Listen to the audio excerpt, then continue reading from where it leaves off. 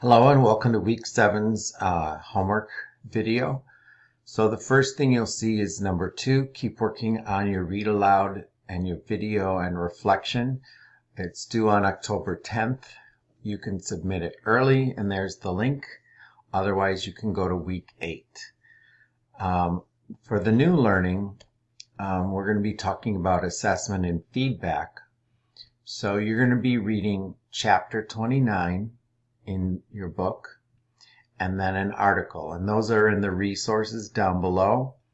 So you'll see here, read chapter 29, and then also read the article on feedback in this link. You're going to be creating a 3-2-1 chart on what you learned, 3 new things that you learned, 2 quotes, and 1 question.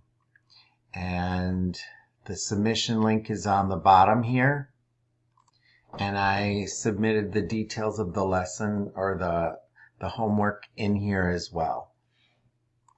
When you're done, submit that there, a picture of your notebook, and I will see you next week in class. Have a good weekend. Bye.